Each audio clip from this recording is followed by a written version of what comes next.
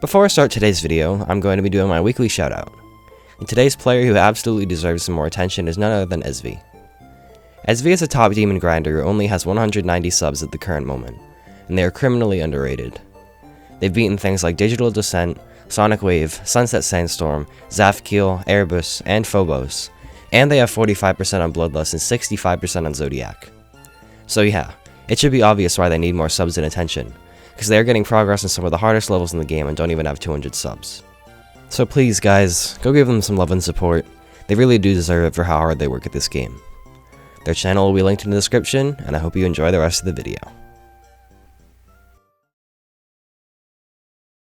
Hey guys, welcome back to another video. Today, we're going to be doing the 4th installment in the Level Spotlight series, which has by now become a pretty established part of this channel, so I'm sure you all know what to expect when it comes to it. Because of this, I'm not going to dwell on the intro long, as we have a lot to talk about for today's levels. If you are new to this series, I would just recommend going and checking out the first 3 episodes, as that should be enough to fill you in on how I do it. Anyway, without further ado, let's get into today's 5 levels. Alright, so for today's first level, we have an already decently famous and loved easy demon that I'm sure most of the community has heard of before, and rightfully so. This level is In Silico by Rafer. In Silico is easily one of the most unique and well-made levels in the entire game, and, clocking in at just over 3 minutes long, it's Rafer's masterpiece and a favorite among many. Everything about this level is awesome, from its song to its gameplay, decoration, and intensity.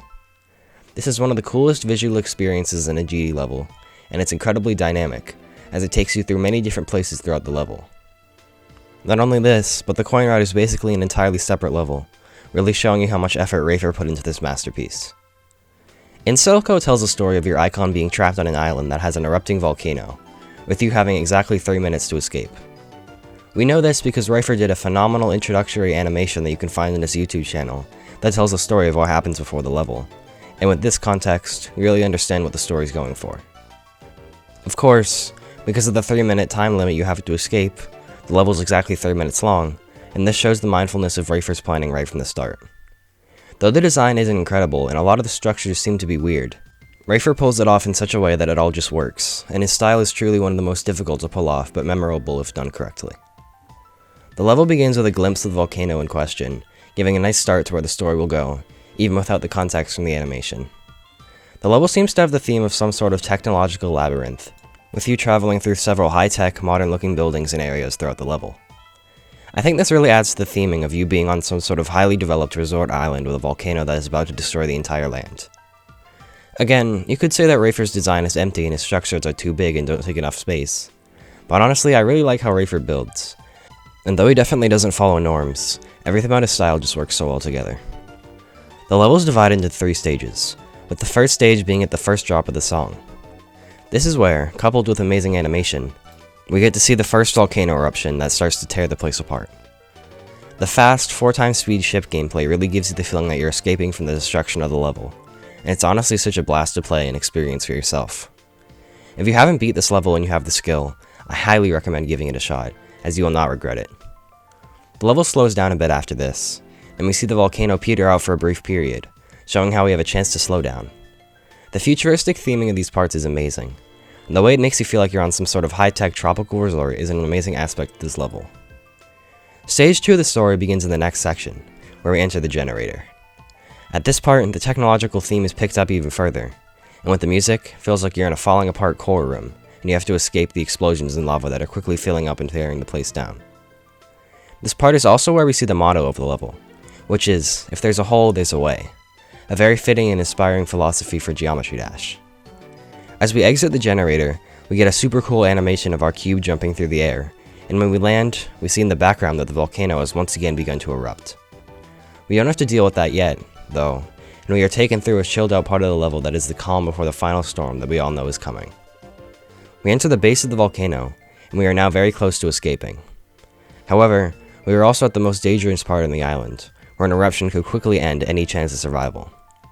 And, unfortunately, stage 3 is exactly this, where we have to escape the quickly collapsing volcano that is destroying everything around us.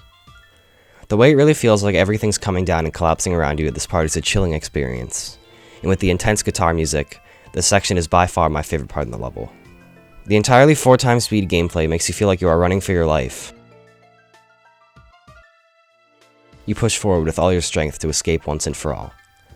There's a timer that counts down the seconds you have to get out, and it's down to the wire, really adding to the intensity of this final stage.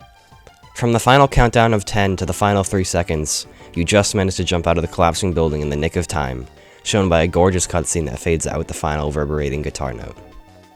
This level is nothing short of incredible, and the feeling that you get of clicking that final button when you reach the final part is so awesome.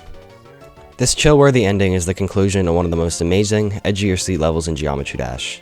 And again, if you haven't beaten this blast of a level for yourself, please go give it a shot if you are able to. This has been one of my favorite levels ever since it's been released, and it will continue to be a community masterpiece and one of the best levels ever made. Anyway, that's all for In Silico by Rafer. I'm sure you guys can see why I like this level so much, as it's one of the most well-told stories in Geometry Dash history and one of the most intense levels to ever be created. I'm a big fan of Rafer's work, and this really is a masterpiece. Hope you guys love it as much as I do, and without further ado, let's get into talking about today's next level.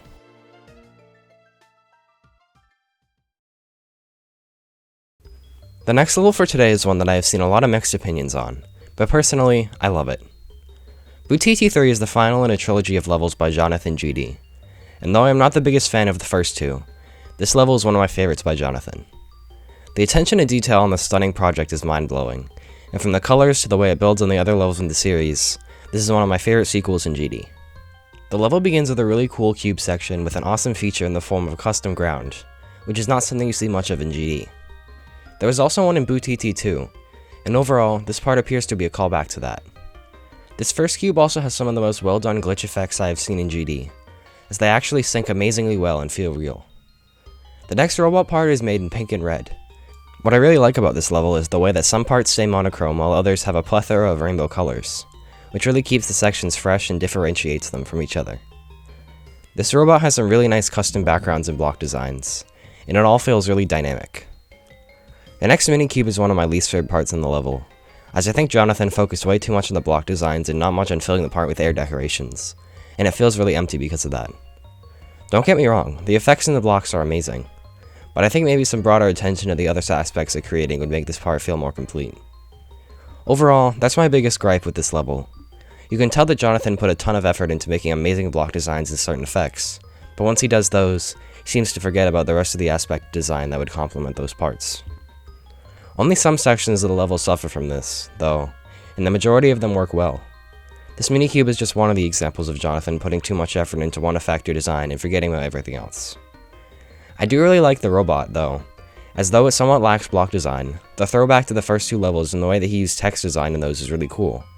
Jonathan really evolved using letters as blocks and structures and turned it into a viable alternative, as they look stunning in this level.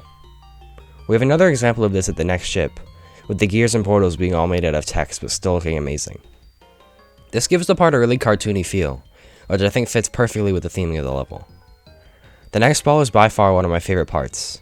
The desaturated colors of the really nice light tan complement is such a genius usage of color theory, and the designs here are amazing too. The ground deco is really cool, and the structures that use gears of different shades is some of the most amazing I've seen from Jonathan. Overall, this part really captures the cartoony feeling for me, and I love it. The custom background rocks, and this is definitely one of the best parts in the level. The next ship has a really cool effect with the moving knobs and all the structures, but again, this part just feels static, and I think Jonathan focused way too much on this little effect where he could have paid more attention to the rest of the design to make the part feel more complete. Anyway, here the level slows down and we get to a slow ship and UFO that feels very reminiscent of 2.0 and BuTiTi 2. However, it feels revamped for 2.1 standards, and it's one of my favorite parts in the level. The next part is some really nice colors and awesome block designs. This section also has a custom ground, and from what I've played, this is one of the most fun parts in the level. The custom backgrounds and glitch effects are awesome, and next up is the drop. The drop is the infamous dual part of the level, and I really like the attention to detail in the designs. However, the custom background does feel a bit weird, and though it's really cool in theory, I think the colors could have been a bit more vibrant. However, the second half of the duel is absolutely amazing. It goes from a desaturated rainbow to a darker rainbow with bright colors, and the custom backgrounds, structures, block designs, and gameplay are all spot on.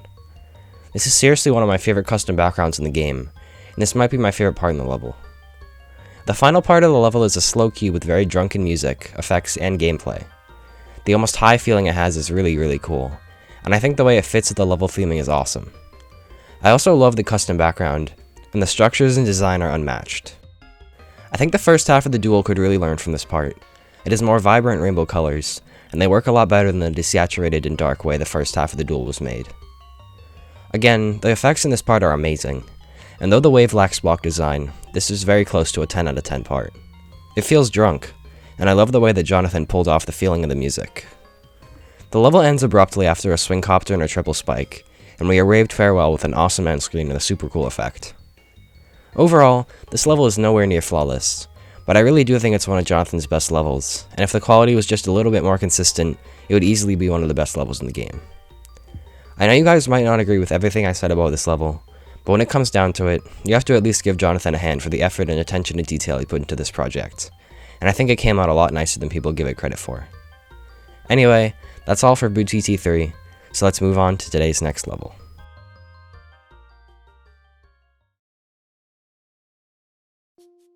Up next is a level by Xylenox that is often glossed over, but honestly, I think it's one of his best. Necroside is an extreme demon by Xylenox that happens to be his hardest level, and in my opinion, it's his second best project, topped only by 666. This opinion will likely be controversial, but I want you guys to hear me out and at least see where I'm coming from. The level is built in factory style, a term coined by Xy himself, and it prides itself on being extremely cluttered, edgy, and epileptic. This extreme demon is filled with flashing line art that is similar to Killbot, and from the insane effects, bloody structures and saws, ridiculous gameplay, and satanic feeling, this level really pulls off the feeling of a demonic, bloody labyrinth. This level might not be for everyone, as it requires a specific taste to appreciate, but I personally am a huge fan of things like this, and the way Xy pulls it off is so authentic and perfect. The insanely messy and cartoony design and the way he makes everything so in your face really captures the satanic and death metal feeling in the way that no other level has. The effects in this demon are absolutely insane, and the way that it feels so out of this world is mind-blowing. From the Killbot-esque art flashes to the screaming banshee that has his jaw go farther than beyond what should be possible, this level is just perfect to me. The beginning is one of my favorite parts, as it feels like such a sudden start to an insane level, and the ship part with the spinning bloody gears are such amazing visual sync to the guitar in the background. Something I forgot to mention was the song. I absolutely love it, and I know most people probably won't, but I'm just a huge fan of death metal and heavy metal in general, even though that might come as a surprise to you. I love the gameplay in these parts, too, as the invisible speed changes really makes it such an intense experience, and the spammy movements and weird choices for direction give it that authentic feel I was talking about. This next dual mini-ship does feel a bit static to me, and this is often the problem with some of Xylenox's factory-style creations, but unlike most of his other ones, Necroside honestly feels really dynamic and alive in almost every part. This is weird, because not much moves in the form of structures, so this likely comes from the amazing effects that accompany the level. The spider picks it right back up after this, though, and the amazing effects and custom backgrounds that bring this level back to life are back. I mentioned this next part, the swing copter, earlier in the video, because of the screaming banshee that I adore at this part, but this is one of my favorite sections in the level besides that because of the awesome gameplay and dark atmosphere. Unfortunately, after this is probably my least favorite part in the level, the mini-robot. Here Xylenox brings lava into the custom background, which is something we see in levels like Annihilation Nation, but you don't see this anywhere else in this level, and I don't really think it fits with the theme. I like the way the club step monsters blink at this part, and overall, I would like it a lot better if it weren't for the lava in the BG. The slow wave after this is probably the most aesthetically pleasing part in the level, as the design is the most clean and nice to look at, even though it doesn't have as much atmosphere or intensity as the rest of the level. What I do really like, though, is that this part has no effects and the music is just the one isolated melody, but as the drums kick in at the next UFO, some faint effects start to come back, and as the music all starts to harmonize, all the insane effects kick in for the final chill-worthy ship. This final section of the level is by far the best, and it's some of the most intense atmosphere I've seen in a level ever. From the haunting vocals and the music to the skull artwork in the ceiling and floors, this part has it all. It feels so alive compared to the rest of the level and anything Xylenox has ever made, and honestly might be my favorite section of any level he's ever touched. The design is incredible, and overall, this part is so fitting for the climax of the level, with you being so close to victory. A really cool little Easter egg I like about this final part is that during the final straight fly, we get to see all the credits being hung and killed on the blocks, which is a very unique and fitting sequence for the theming of the level. This amazing work of art ends after the final straight fly into a very nice looking end screen, and overall, this is by far one of my favorite levels in the game. I know the majority of you probably aren't really warmed up to this style of edginess in levels, but who knows, maybe you are. If you guys don't really like this level, I understand, but just please appreciate that it resonates with a certain perspective of artistic taste, and its praise is definitely not misplaced, even if it's not something you personally enjoy. I absolutely adore this masterpiece, and in my opinion, this and 666 were Xylenox's peak of creating. Anyway, hope you guys see why this level's so awesome, and feel free to tell me your thoughts on it and if you agree. So, without further ado, let's get into the 4th level for today.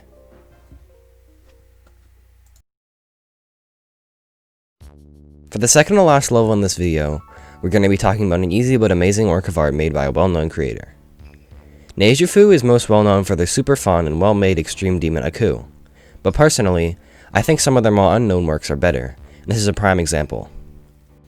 Ambu by Neijufu is a 3-star level with some of the most beautiful modern effects, colors, and backgrounds I have ever seen. The level has an amazing song, extremely fluid movements, and a beautiful summery atmosphere. The colors throughout this masterpiece are constantly changing but are consistently amazing, and it tends to have 2 colors on the screen at once, alternating between dual color combos instead of just having 1 color for each part like other levels do, which I think really makes everything pop. People usually bash on modern for being lazy and effortless, but I resent this presumption, as stuff like Ambu and many other modern levels are truly works of art. Granted, like all level genres, there are some pretty lazy things out there, but there are also masterpieces like this. Ambu starts off with a really cool slow ship part with amazing color combinations, accompanied by a custom background that feels like it's put through an underwater lens, a theme that's consistent throughout the BGs in the level, and an effect I have no idea how Neijufu pulled off. Something I briefly mentioned before is the use of complementary colors in all the parts of the level. This is the intended gimmick of this work of art, and the name Ambu is a prefix meaning both, like the word ambidextrous. This is, of course, because all the parts use both color combos on opposite sides of the color wheel, as it uses complementary combos. This really makes the level that much more gorgeous, and it's one of the reasons I love it so much. At the cube after the ship, we see a bright, summery sun flash across the screen, and with the music, this really captures the atmosphere of a bright and peaceful sunny day. There's a really cool custom background and dynamic trees and ground, and the bright effects in the screen really give this part a warm, cozy feeling. The level has some of the best music visualization I've ever seen, with the samples being captured perfectly by the bright effects, simple designs, and peaceful colors. The robot after the cube is again amazing. It has some of the most clean curves I've ever seen in a level before, and the custom backgrounds again have that watery effect that sets it apart from so many other modern levels. This effect is something I don't think I've ever seen before, and I love it. As the level starts to pick up in the music, the foreground effects get brighter and brighter, and with the new melody that is introduced, the shining glow gets even more intense, which I think is super cool. The final ship after the ball is probably my favorite part in the level, just because of its custom background. This watery effect is the best I've seen in the whole level, and it's genius. The way Neijufu did it is by having wavy structures move fast across the screen, but have them slightly offset, so that it appears as if they are pulsing together in a watery, wavy pattern. Again, these movements are so fluid and I absolutely love it. The level ends after this ship, as it isn't very long, and because of this there wasn't a ton to talk about for this part of the video, but the level's simplicity is what makes it so special. That's why this level's so awesome. I hope you guys can see how this level's so amazing to me. It's honestly my favorite Neijufu level, though that could change soon. Supposedly they have a level coming up in the next few weeks. Anyway, I hope you guys can see how this level's so good, and I hope you love it as much as I do. So, without further ado, let's move on to the final level for today. The last level for today's level spotlight is Morse by JF. JF has always been one of my top tier creators, and this level is definitely proof of it. Morse is another easy but amazing masterpiece, similar to Ambu, and the atmosphere and effects in this work of art are on another level. Morse is obviously themed around Morse code, a means of communication typically used to send coded messages, and throughout the block designs and decorations of the level, you can see quite a few messages sprawled around. I'm not going to go into detail about all the little phrases that the level says, but if you guys really want to check it out, it's not too hard to translate them, so you can just look up a Morse code word generator and see what says what. Anyway, Morse is an almost entirely grayscale level with a very, very unorthodox song that typically would be hard to build to, but JF really captured its potential in my eyes. The level starts off with an easy cube that has weird glitchy effects and text that flash across the screen in a super clean font. And right from the start we can tell this level's not going to be your everyday glow style 7-star. Though there's very simple block design, the varying tree art in the background and numerous effects really make up for this. And this cube feels very alive and atmospheric. The wave after this is also amazing, building on what the first cube set in stone, with there being more text flashing across the screen, similar block designs, glitchy effects, phrases written in code, and simple but effective gameplay. The effects at this part are also amazing, and the static overlay that appears in the latter half of the part is mind-blowing. After this wave, the level asks if you know the code, and it tells you to find it, obviously having something to do with the Morse code strewn throughout the level. I'm pretty sure the text has something to do with the coin in the level, as that's what JF has commented on, but I'm not 100% sure. So if you guys know anything, I would love to hear it. The next part after this break speeds up with the music and gives it a very intense feeling, like you are being chased by something, and there's a light orange introduced to the previously monochrome color scheme. The design is very messy and glitchy, with trees and blocks from earlier being thrown about the part. The ship after this is very ominous, with the background having mysterious towers and the ground spikes being barbed wire, which gives it a threatening feeling. There's more Morse code in the block designs, and the text on the screen continues to tell you to find the code. The music slows down after this, and there is a UFO with weird teeth as structures, which is a weird design choice that gives it an ominous feeling coupled with the entirely black background, and text that says that this is your final warning. After this, there is an effect that leaves me speechless. It cycles you back through all the old parts of the level, all the way back to the first cube, then epileptically flashes your screen with the title of the level being Morse, alongside the insane music. This is an incredible end to an insane level, and overall, this masterpiece just leaves you speechless. It's over so fast, and it really gives the feeling that there's something more going on here. I actually don't know what all the Morse code says or what the level means entirely, so if you guys know anything about that or have some clues, please feel free to drop a comment and tell me. There's really not much else to say about this level. It's truly a work of art inside Geometry Dash, and I hope you guys give this level some attention, as it deserves so much more than it's been getting. It's not even rated. But yeah, there's not really much else to say about this level. Hopefully you love it as much as I do, and hopefully this level will be remembered as a favorite by many.